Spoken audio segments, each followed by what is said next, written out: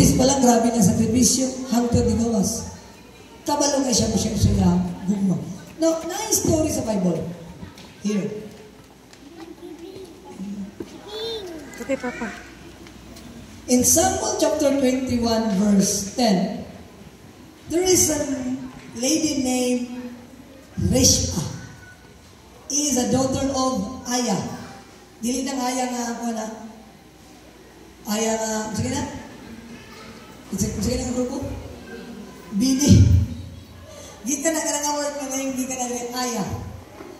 Rishpa, the daughter of Aya, took sackcloth and spread out for herself on a crop.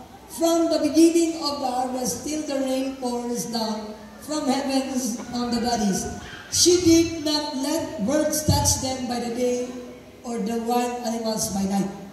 I will tell you the story. Aminang mo sa storya. Sundan na nga storya. Kini si Rishpa, anak ni Aya. Kana si Aya mo ang kini si Rishpa, naa siya'y duha ka anak. Kana si Rishpa, naging isa na siya sa asawa ni King Saul. Kita si King Saul? Si King Saul katong ni kalaban kay David. Katong gusto mo patay ni David. And later on, si King Saul namatay din. Si David nagiging king. Kini si Rishpa, asawa na siya. Isa siya sa mga asawa. Kaya nagan mo ito kasawa si King Saul. Isa siya sa asawa. Later on, kana si Rishpa, kaanak na siya duha ka lalaki. Kanang anak niya, after namatay si Solomon, si King Saul, iyang mga anak na lalaki naging dagko na.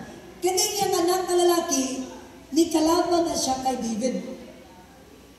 Gikontra nila si David. Later on, kay ni kalaban sila kay David, namatay sila.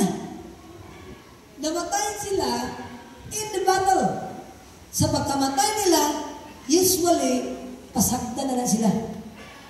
Because those people who opposes the king, dili na sila tagaan ng proper burial. They will not be buried. Hayaan na sila nga kaunon lang sa mga langgam, sa mga ulod, or whatever na kaunon lang diya sa laplin. Now, what happened when the sons of Rishpa died? You know what happened? When they died in the battlefield, Rishpa took a sackcloth and spread it on herself on a rock. Spread it out for herself on a rock. From the beginning to the harvest till the rain pours down from the heavens and the valleys. And she did not let the birds touch them by day on the way or the wild animals by night. Okay. Katong patay lawas siya anak, nalimaho naman to. Diba? Pero kung sige mo niya, instead na pasagdan niya, he took a sackcloth, sign of humbleness, and a sign of surrender na siya. Ikuha niya, iyang gitabon dito siya kagalingon. And then every time na mo kaon na vulture, every time that the vulture will eat the dead body of his son, iyan ang bugawon. Wala siya hawak-hawak ito. Buntag o gabi. To think, katuyang anak, maldito to. To think, katuyang anak, ni kalaban to kay David. Nag-revolt to. Iyang anak, dili to mga iyong anak. But the mother's instinct, the mother's love is there. She loved her son and he did not allow even one bird na mukaon sa patay lawas siya anak and wild animals at night. Meaning, buntan o gabi, iyang gibantayan hangtod madagta ang patay lawas siya anak. Imagine sa ito kabaho. Pero iyang agwanta. Imagine unsa to kakapoy, iyang agwanta. Imagine unsa to kaulaw, imong anak kriminal, pero ikaw mabantay, pero wala niya giindatanan kay gihigugman niya iyang anak. And that is called motherhood. Mas pilion sa gilikanan sa inahan ang gugma over everything. Muna na ikabong niya. So what happened? When David knew about it, David said, okay, saludo ako, hangang ako kay Rishpa. Kuha ang pangalawas siya nga bata, ilubong ug maayo. give a proper burial. And then kuha siya, paligoy siya, tambalis siya, si Respa, o ipatubang sa akuha. Because I have seen the love and the motherhood of that lady. Brethren, ang pagkainahan, dili ni siya madali. Ang gugma,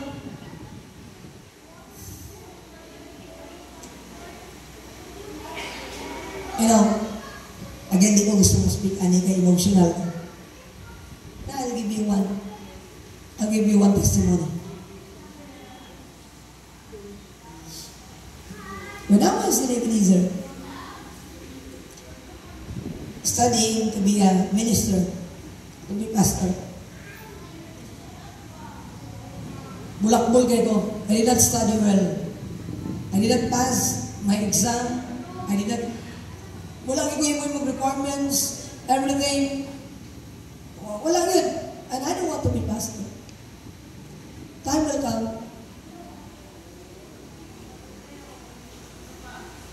My mother went to, because ang among place is 4 hours naman up to Zamboanga City. My mother went there, niya to kumama nito, just to give me the allowance. And so because, kakabot niya, gidawat ako allowance, thank you. Gibiyaan ako siya. I left her. Gusto ko siya makipag-banding sa kuha during the time. Na, diri sa ka, mangaon sa ta, kita kantin, libre ka ka. But because I don't want to be called mama's boy, di ko gusto nga, tawagon ko nga murag, dependent sa mama, because I have friends looking at me. Basikan jawan ko nga, bataan na, makamama tayo, maulaw ko. So I just leave her alone. Dito siya sa isa ka, sa sulok lang nagkaon. And I went, gikuha lang ako ang allowance. And then nagipag-play basketball ko sa mga friends. Gibiyahan ako siya. Until that time, nanihawak na lang siya. Na, I will go now. Wala pag-iko na doon. Okay, thank you. Ano na ko? The reason why na gusto siya na magipag-date at magipag-storya sa kuha. Kaya during that time, na-found out today niya nga na siya stage 3 breast cancer. She wants to talk to me. And I denied that opportunity. After how many months, pa-check up siya, it's a terminal cancer. What na chance? Gipa-operahan mo.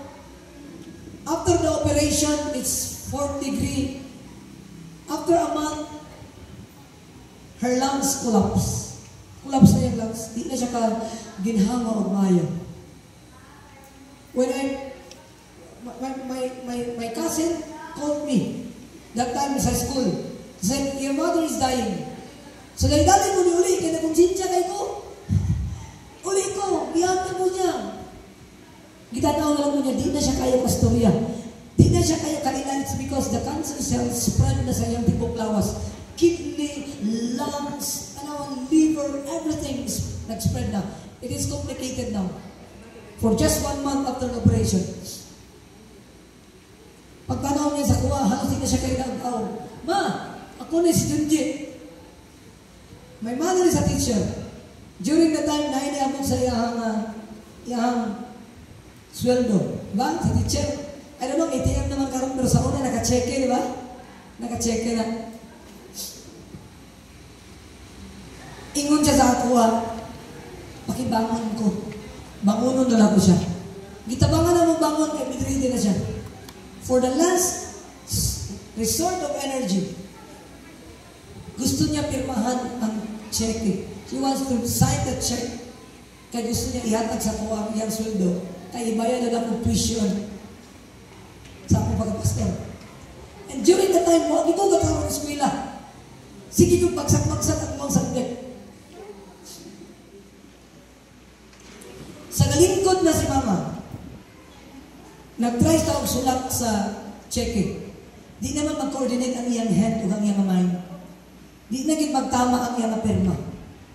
Gitry niya practice sa papel, di siya kapirma. Wala naging gusto magamot, as in, literally, gulay na siya. Pero okay pa yan, brain. iyang hand, hindi na musulat. In the last energy, isingit siya, oh, Lord, please, for the last time, let me sign the check because I want to give this check. I want to be, this check will be in, ma-in cash, kaya ihatag na ako sa kong anak na eskwela pastor. That time, I was at the back of my mother. Naulaw ko, nasakitan kay ko, ako during that time. Lagi pulos ko. Tinamuhi. And right there and then, I said, Lord, I will give back kung unsa ang love sa akong mama sa ko. I will finish what I've started, and I will finish with flying colors. Lo and behold, from that time on, I was in the third year that time. That time on, my 75 went to 95 pound. Iman sa ingon nga, kung dako-dako po ko grado. Right is Pastor Raji, bro, makakumpit-kumpit na po ko siya kung tinarong ko.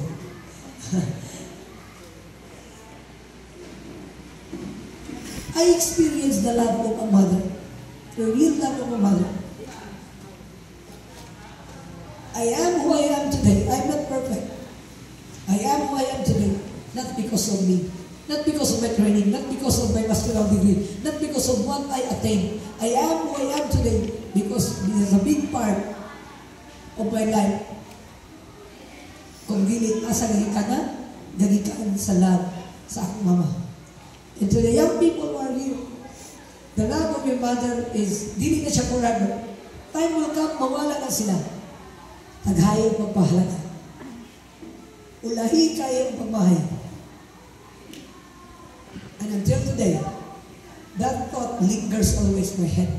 That's the reason why I don't want to speak about Mother's Day, because I don't want to expose this testimony. It is not good, but it's a reminder for us. Nga, kung sa iyong inahan, dako, walay kinutuban. Mother is able to share the next.